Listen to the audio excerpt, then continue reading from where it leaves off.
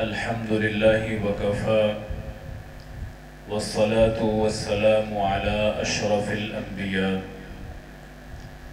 اللهم صل على سيدنا ومولانا محمد وعلى آل سيدنا ومولانا محمد وعلى أصحاب سيدنا ومولانا محمد وعلى أحباب سيدنا ومولانا محمد وعلى أزواج سيدنا ومولانا محمد وبارك وسلم تسليما كثيرا كثيرا. أعوذ بالله من الشيطان الرجيم من همزه ونفخه ونفثه. بسم الله الرحمن الرحيم. قل إن كنتم تحبون الله فاتبعوني يحببكم الله ويغفر لكم ذنوبكم والله غفور رحيم.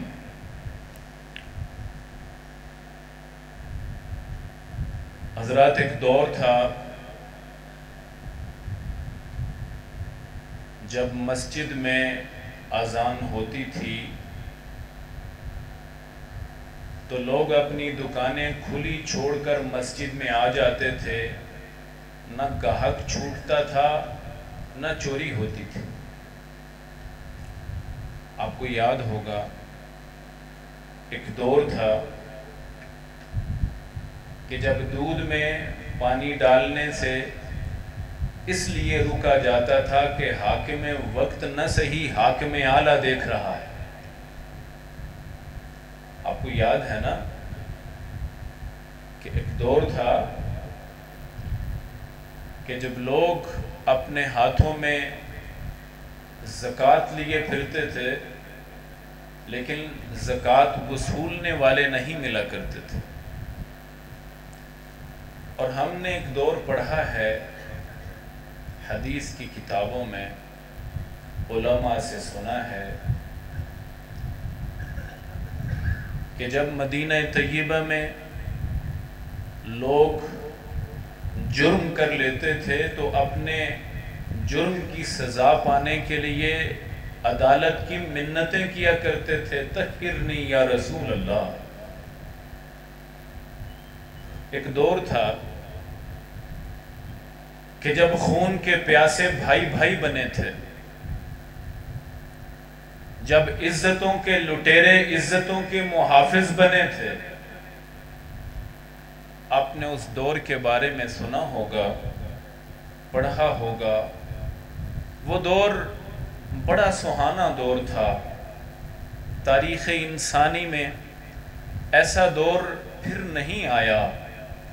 اس سے پہلے نہ کہا نہ سنا گیا تھا. اور وہ دور ان مسلمانوں کا دور تھا جن مسلمانوں کا ایک رب پر ایمان ہے، ایک نبی کے مقتدی ہیں، مطیع ہیں، متبع ہیں، اور وہ 5 نمازیں پڑھتے تھے. ایک ان کی کتاب ہدایت قرآن مجید ہے، ایک ان کا قبلہ.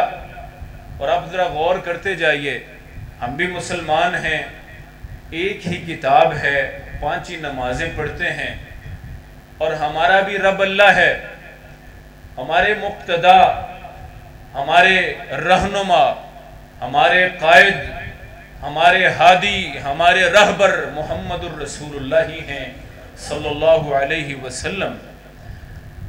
میرے بھائیوں، مسلمان ہم بھی ہیں، مسلمان وہ بھی تھے، لیکن درد اس بات کی ہے کہ فرق بہت پڑ گیا ہے. فرق بہت پڑ گیا ہے. سیرت الرسول صلی اللہ علیہ وسلم کی کانفرنس میں تشریف لانے والے احباب گرامی، آپ غور کیجئے. اس وقت پاکستان میں میرے دونوں شیوخ، میرے اساتذہ جو گفتگو فرما رہے تھے، اس وقت ہمارے ملک میں بہت بڑی بڑی کانفرنسز ہو رہی ہیں.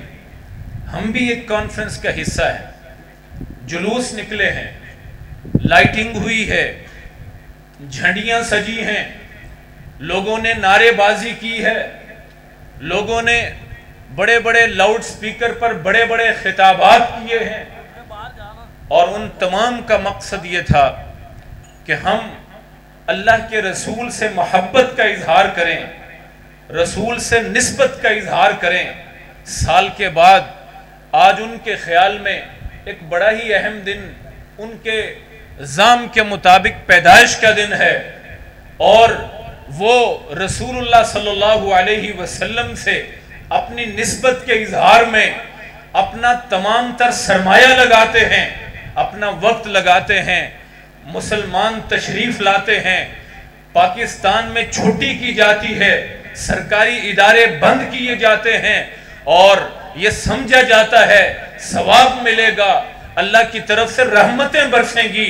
میرے بھائیوں، بلا شبہ رسول سے محبت کا اظہار کرنا میرے عقیدے کا اظہار ہے، رسول سے نسبت کا اظہار کرنا میرے مسلک کا اظہار ہے، رسول سے وابستگی کا اظہار کرنا میرا منہج ہے، میرا عقیدہ ہے۔ لیکن سوال یہ ہے کہ کل صبح جب دکان کھلے گی پھر کم تلے گا، پھر جھوٹ بولا جائے گا، پھر خیانت کی جائے گی، پھر آنکھ سے جرم ہوگا، زبان سے خطا ہوگی، دل غلط مائل ہوگا، دماغ غلط پلاننگ کرے گا۔ اب رات کی تقریریں سنیں تو ولایت نظر آئے، لیکن دن کی اگر روشنی دیکھی جائے تو کہیں بھی اس رسول کی رمق نظر نہیں آتی ہے۔ تو میرے بھائیوں، اس دور پر واپس چلے جائیے۔ وہ دور تو عدالتوں میں منتیں کر کے جرائم کی سزا پانے والے لوگوں کو تیار کرنے والا تھا، لیکن آج کلمہ بھی وہی ہے، قرآن بھی وہی ہے، نبی بھی وہی ہے، محبت کے جلوس بھی بڑے ہیں، لیکن ہم دیکھتے ہیں کہ ان کا عملی اظہار نہیں ہو رہا ہے۔ کہاں فرق آ گیا؟ کیا فرق آیا؟ اور میں اگر اپنے عقیدے کا اظہار کروں، میرا عقیدہ حضرت رحمت دو عالم جناب محمد الرسول اللہ صلی اللہ علیہ وسلم نے ایک جملے میں کہا، اور وہ میرے مسلک کا ماتھے کا جھومر ہے۔ میرے نبی فرماتے ہیں، من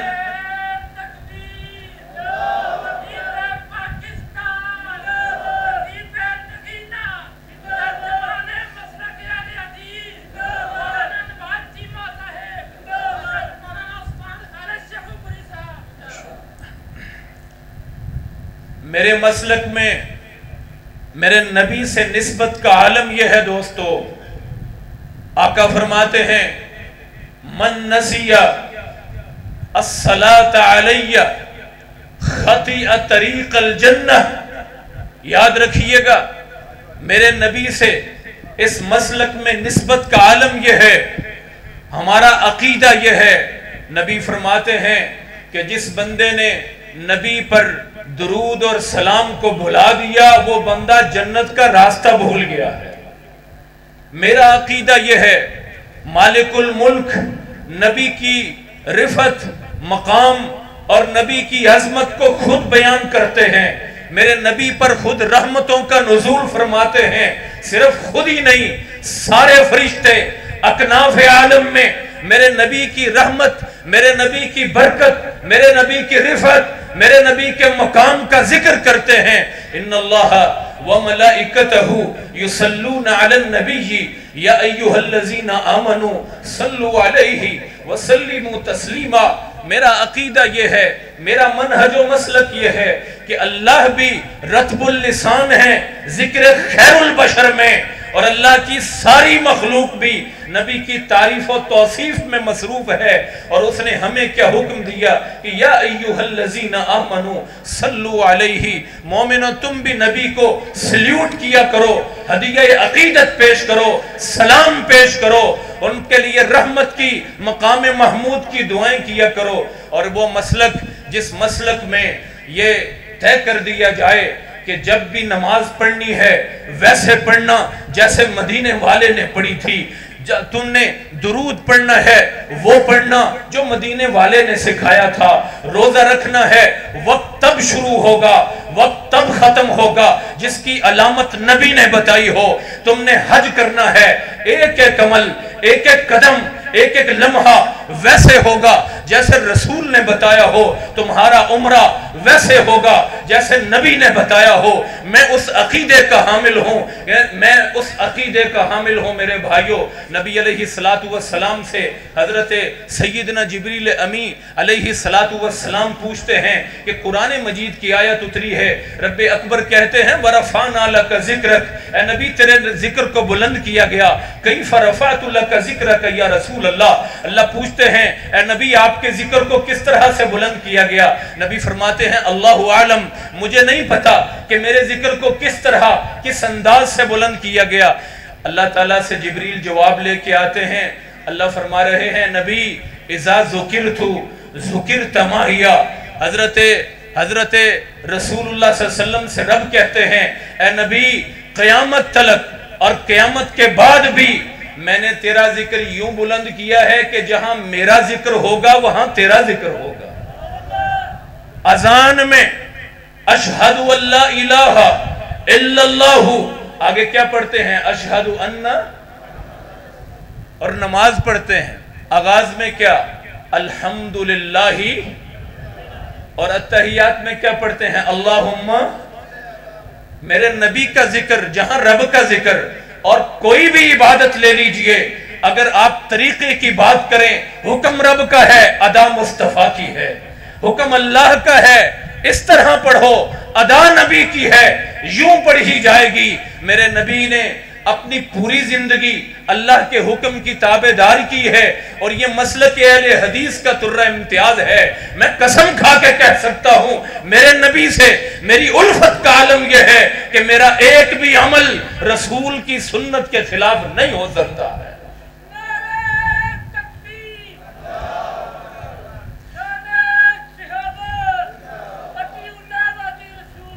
میرے رب نے میرے نبی کو جو شان دی ہے غور سے سننا، کہا محمد فرق بین الناس۔ یہ جملہ آج آپ نے رٹ کے جانا ہے، 3 جملے، ایک ٹکڑا حدیث ہے، صحیح حدیث ہے۔ فرمایا محمد، اونچی آواز سے، فرق، اردو زبان میں ہم بولتے ہیں فرق کرنا، فرق کرنا، بین الناس، میرا نبی محمد ترازو ہے، جو تل گیا اس کے لیے جنت کا دروازہ کھلا ہے، جو نہ تل سکا، جس کا عمل نہ تل سکا، اس کے لیے جنت کھل سکتی۔ محمد فرق بین الناس۔ لوگوں بلندی اور پستی کی بات ہوگی، بلندی محمد ہیں، لوگوں حق اور باطل کی بات ہوگی، حق محمد ہیں، لوگوں صحیح اور غلط کی بات ہوگی، صحیح محمد ہیں، اس لیے کہ محمد فرق بین الناس۔ یہ ترازو لگا دیا میرے رب نے، جو ان پر تل گیا ہے وہ کامیاب ہوا، جو نہ تل سکا وہ کبھی بھی کامیاب ہو سکتا نہیں ہے۔ صحابہ کرام رضوان اللہ علیہم اجمعین، آج ہم نا بڑے آسان دور میں ہیں، بڑے آسان دور میں۔ ایک یونیورسٹی کی میں اسٹوڈنٹ تھیں، اس نے مجھ سے ایک سوال کیا، بھئی میں بات مختصر کروں گا، ہمارے مکرم خطباء تشریف لا چکے ہیں اور میں خطیب نہیں ہوں، اپنے بھائیوں اپنے دوستوں کی محبت میں یہاں حاضر ہو گیا۔ سوال یہ کرتی ہے کہ سر میں ان دنوں میں میلاد کے ذرا اس مسلک سے ہیں، سیرت کے بہت سے جلسے جلوس، بڑی آوازیں، بہت سارے لوگوں کو وابستہ دیکھتی ہوں۔ سب مجھے یہ بتائیے کہ لوگ مسجد میں تو بہت ہوتے ہیں، اور تقریباً ایک محلے میں 8-10 مسجدیں تو عام ہیں، لیکن بازار میں ایماندار لوگ کیوں نہیں ملتے ہیں؟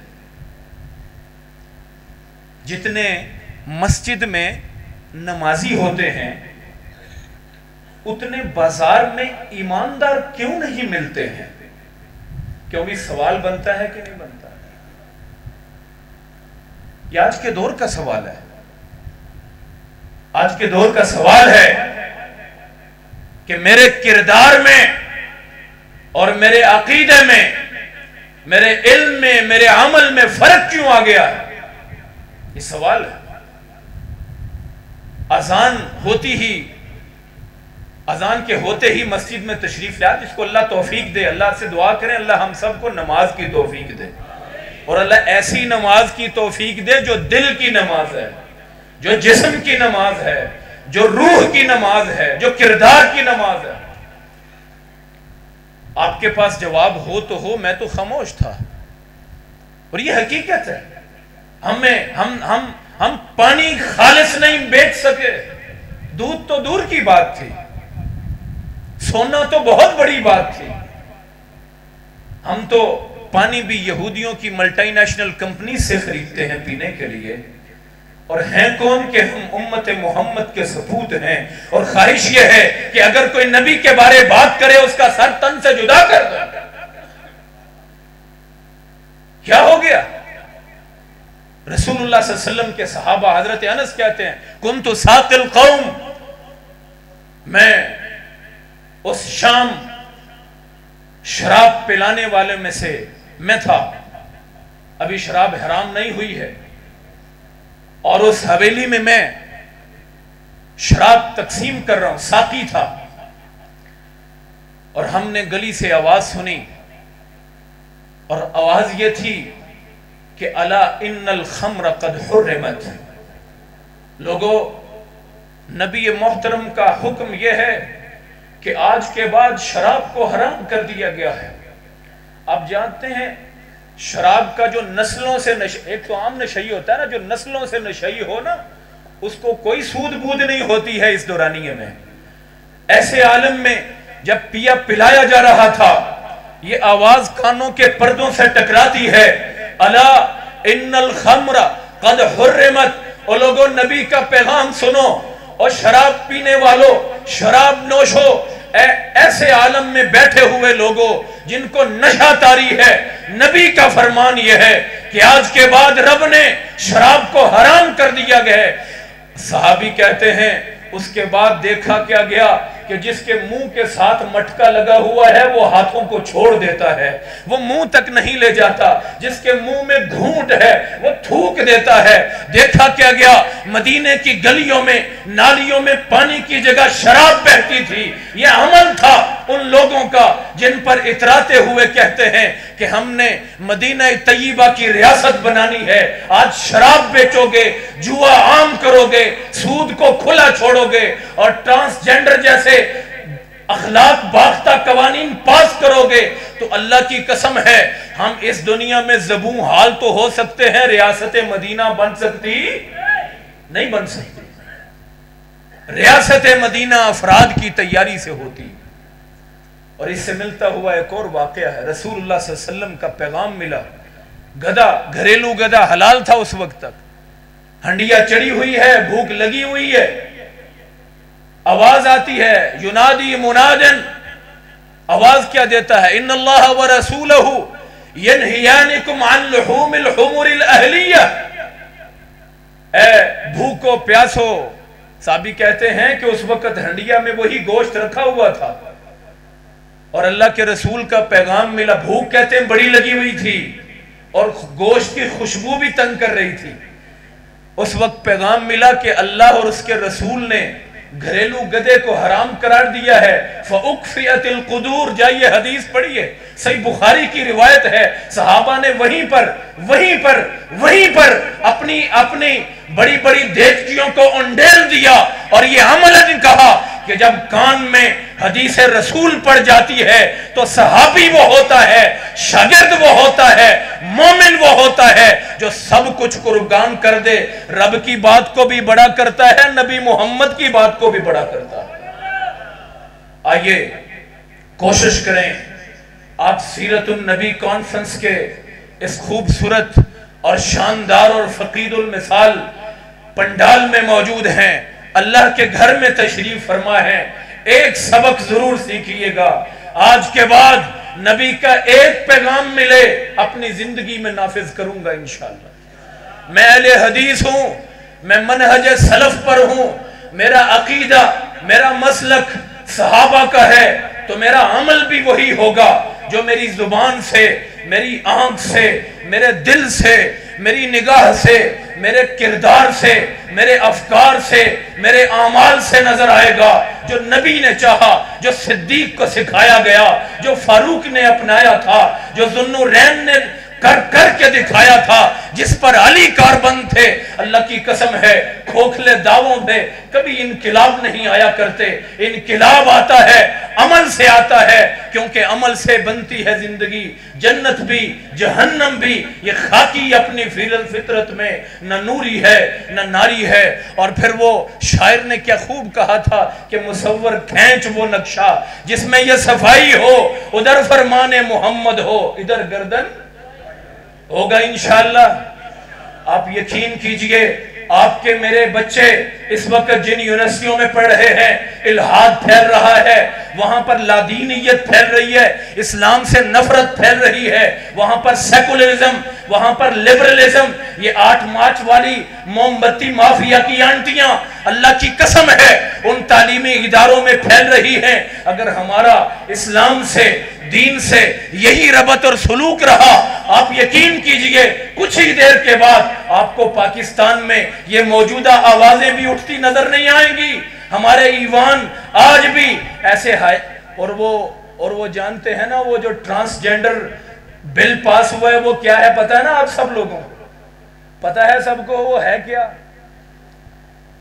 وہ یہ ہے کہ جس عمل کی وجہ سے حضرت سیدنا لوط علیہ السلام کی قوم کو رب نے سنگساری کا زمین سے اٹھا کر اوپر بلند کر کے پلٹا کر عذاب دیا تھا، وہ عمل قوم لوط جو ہے وہ ہمارے ہاں نافذ کرنے کی کوششیں ہو رہی ہیں۔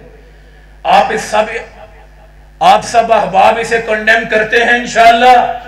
یہ بل ہونا چاہیے، ایسے بلوں کے ہم مخالف ہیں، لیکن سوچئے اسمبلی میں بیٹھا ہوا کون شیطان ہوگا، اسمبلی میں بیٹھا ہوا کون سا ذہن ہوگا، وہ کہاں سے تیار ہو کے لوگ آتے ہیں، وہ کیسے پنپتے ہیں، وہ کیسے قوت پکڑتے ہیں، وہ کیسے حکمران بن جاتے ہیں۔ ہمیں سوچنا ہوگا، ہم نے جواب دینا ہے اللہ کے دربار میں پیش ہو کر، رسول رحمت کے سامنے کھڑے ہو کر مالک کو جواب دینا ہے ہم کیا کر کے آئے، اس ملک پاکستان میں ہمارا کیا کردار رہا۔ میرے بھائیوں، ملک پاکستان میں ریاست مدینہ کے اس قانون کو جو نبی نے نافذ کیے، جو فاروق و صدیق نے نافذ کیے، ان کو لانے کے لیے تیار ہے انشاءاللہ۔ اپنے تئیں کوشش ہوگی انشاءاللہ، اپنا کردار نبھائیں گے انشاءاللہ۔ آج اگر ہم اپنا کردار، اپنے ماحول کو بدلتے ہیں، کل پھر اس کا اثر نظر آتا ہے۔ اللہ مجھے بھی اور آپ کو بھی عمل کی توفیق عطا فرمائے۔ پھر عرض کر دوں، ایک دور گزرا ہے کہ جب لوگ جرم کر کے اپنے گناہ کی سزا کے لیے منتیں کیا کرتے تھے۔ ایک دور گزرا ہے کہ جب لوگ دودھ میں پانی ڈالنے سے اس لیے رک جاتے تھے کہ حاکم وقت نہ صحیح، حاکم اعلیٰ دیکھ رہا ہے۔ ایک دور گزرا ہے کہ جب لوگ اپنی اذان کے بعد دکانیں بند نہیں کرتے تھے، کھلی دکانیں چھوڑ کر مسجد آ جاتے تھے، نہ چوری ہوتی تھی، نہ ڈاکہ پڑتا تھا، اور نہ ہی گاہک چھوٹا کرتا تھا۔ اور ایک دور تھا جب حاکم وقت آسمان کی طرف دیکھ کر کہا کرتا تھا، اے بادل تو جہاں بھی برس تیرا خراج میری جیب میں آنے والا ہے۔ ایک دور تھا جب آپ کے حکمران کا خط پڑھ کے رکا ہوا دریا چل پڑا کرتا تھا۔ آج اس دور کو واپس لانا ہے تو میرے بھائیوں کردار کے علاوہ کوئی چارہ نہیں۔ اللہ تعالی ہمارا بیٹھنا، سننا، سنانا اپنی بارگاہ میں قبول و منظور فرمائے۔ اقول قولی ھذا استغفر اللہ لی ولکم وآخر دعوانا الحمدللہ رب العالمین۔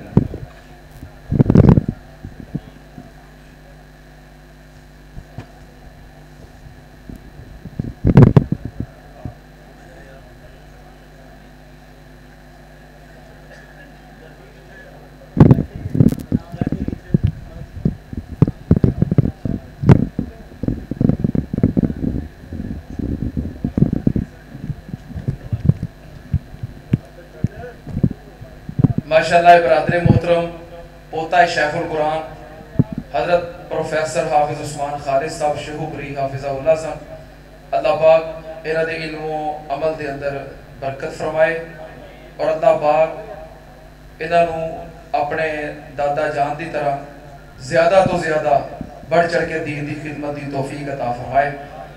ہن تواڈے سامنے تلاوت کلام پاک واسطے میں اپنے استاد محترم نو دعوت دین والا۔ تسی دیکھ رہے ہو کہ حافظ صاحب دے خطاب دے دوران ساری جماعت دے بہت بڑے نامور عالم دین ترجمان مسلک اہل حدیث حضرت مولانا علامہ سیف اللہ خالد ملتانی صاحب حافظہ اللہ تعالی تشریف لے آئے۔ اہدم و سہدم مرحبا۔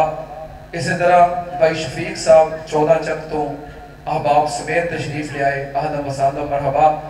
تلاوت کلام پاک واسطے میں دعوت دین والا پاکستان دے عظیم الشان نامور قاری القرآن میرے استاد محترم فضیلت الشیخ استاذ العلماء محترم جناب حضرت مولانا قاری نوید الحسن نقوی صاحب حافظہ اللہ تعالی مدرس جامعہ سلفیہ فیصل آباد۔ نعرہ تکبیر۔ قاری صاحب دی آمد تو پہلو بیداری دا ثبوت دیو۔ انشاءاللہ قاری صاحب قرآن پڑھ گے تے قرآن